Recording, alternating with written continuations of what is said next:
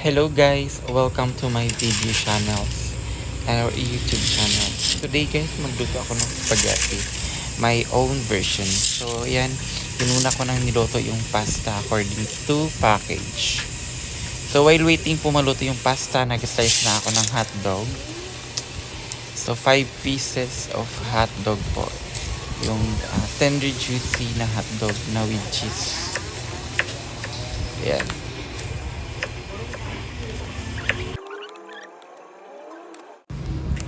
And hindi mawawala yung sibuyas at yung bawang. So slice na rin tayo ng bawang at sibuyas.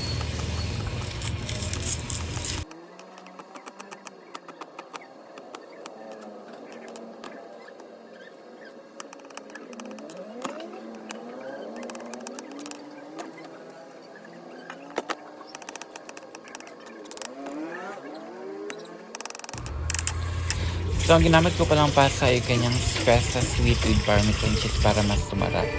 So, ayan, luto na pala yung pasta natin. Na-drain ko na siya. At, yan, hayaan lang muna natin yung pasta. So, ayun, napainit na ako ng kalaha at nilagyan ko na rin po siya ng butter. Ayan, kailangan natin matunaw yung butter.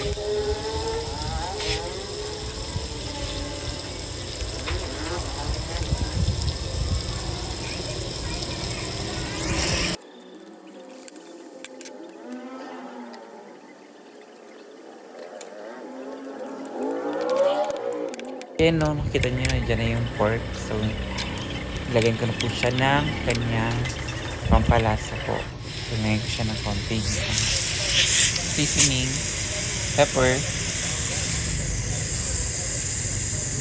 At yes pa yung giniling niya kasi nasa freezer kasi yan. So, antin lang natin na maluto guys.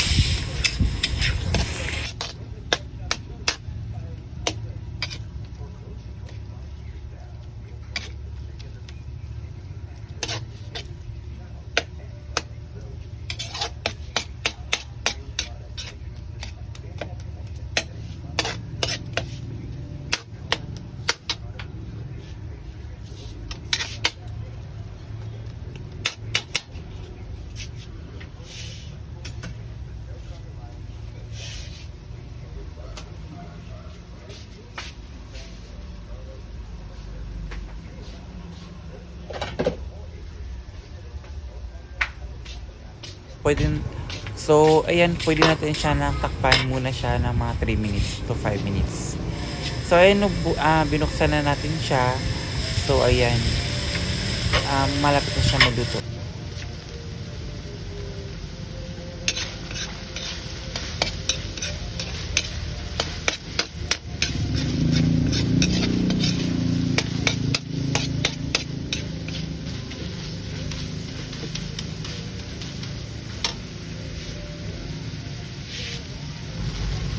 So, ayan, naglagay na ako ng hotdog. So, ayan. So, pwede na naman natin takpan lang guys para maluto lang yung hotdog.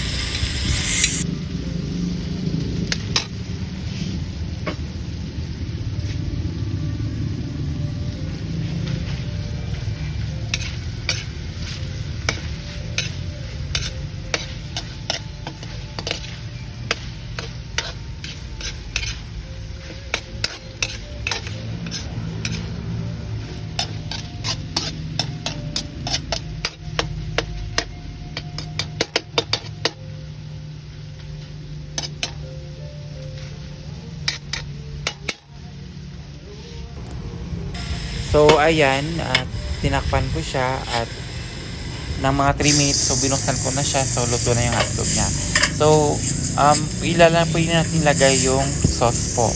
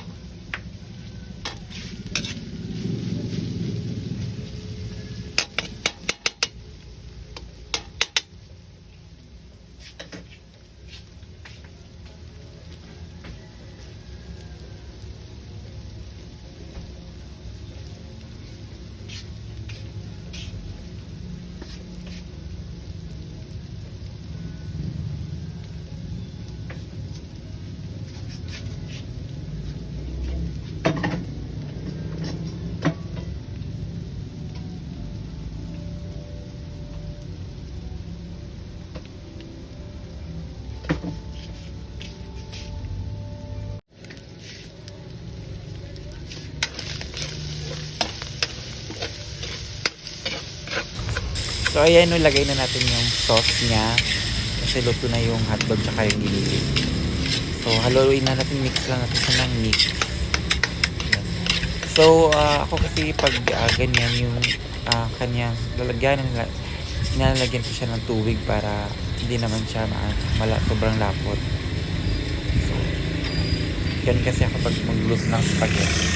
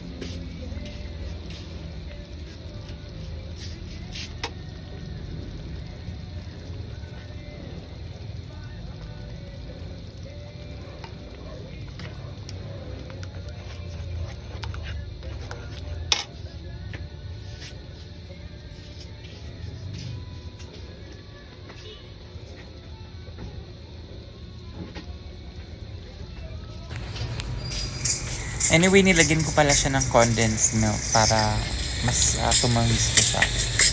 Instead of sugar, pwede naman sugar pero mas masarap pag condensed. So, ginisa and konting asin para mas mag-balance lang yung lasa.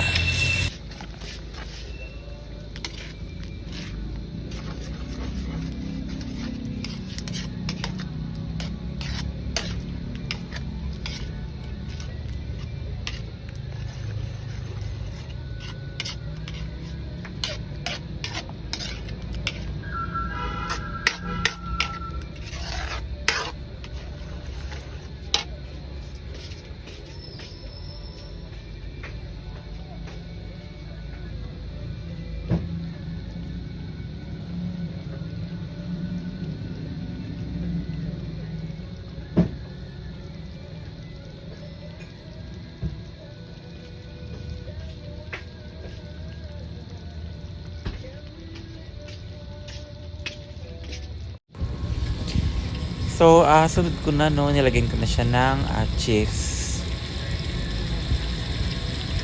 Maraming cheese. So, dapat po maglagay kayo ng cheese, hindi nyo tinitipid para masarap.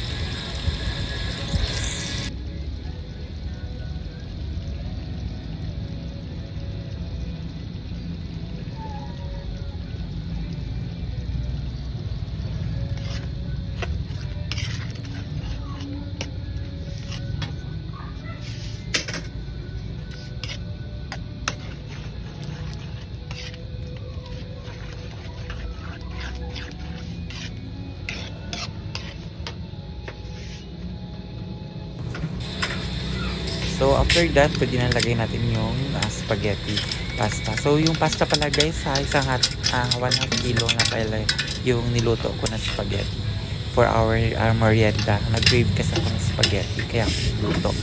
So, yan, haluin lang natin siya guys. And malapit na yan, pwede na yung patayin yung apoy. Pag ganyan na siya, at halo-halo lang kayo ng halo. And pwede na kayong kumain yan. Serve na natin. So, pag after that, wait, lalagyan ko pa pala siya ng cheese para mas lalong